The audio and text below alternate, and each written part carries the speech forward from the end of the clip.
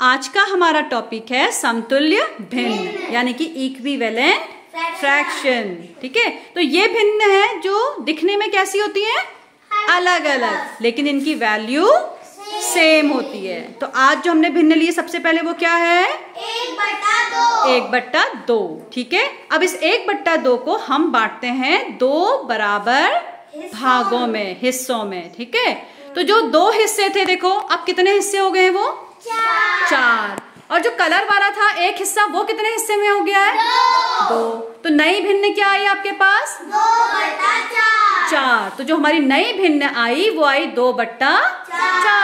अपने का 2 गुना हो गया ना ये।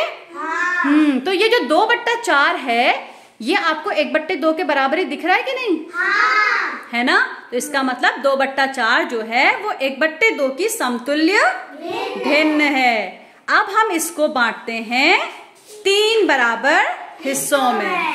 तो जब हम इसको 3 बराबर हिस्सों में बांट रहे हैं तो देखो जो 2 हिस्से थे ना बेटा, वो 2 हिस्सों के कुल कितने हिस्से बन गए, अब 6 हिस्से बन गए।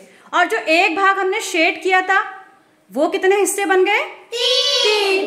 तो नई भिन्न क्या बनी, 3/6 हमारी नई भिन्न बन गई।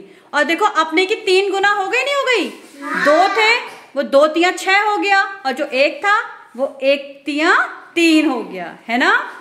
अब ऐसे ही हम इसको बांटते हैं 4 बराबर हिस्सों में। तो जब हम इसको 4 बराबर हिस्सों में बांटेंगे तो ध्यान से देखो, जो 2 हिस्से थे कुल कितने हिस्से हो गए, 8 हिस्से। और जो कलर वाला भाग था वो कितने हिस्सों में बट गया, 4। और नई भिन्न क्या मिली आपको, 4/8। तो ये जो 4/8 है ना, ये आपको 1/2 के बराबर ही दिख रहा है कि नहीं दिख रहा है, 1/2 के बराबर ही है ना।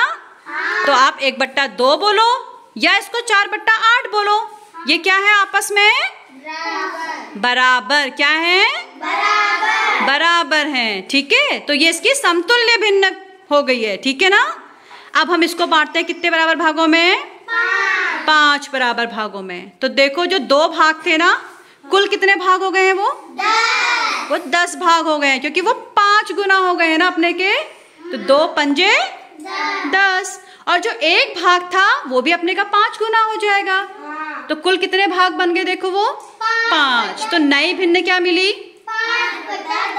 5/10। तो आप देख रहे हो बेटा, अब इसको आप 5/10 भी बोलोगे तो ये किसके बराबर है, 1/2। तो 2/4, 3/6, 4/8 और 5/10 ये सब किसके बराबर है, 1/2 के बराबर है। तो ये सब क्या है, 1/2 की समतुल्य भिन्न।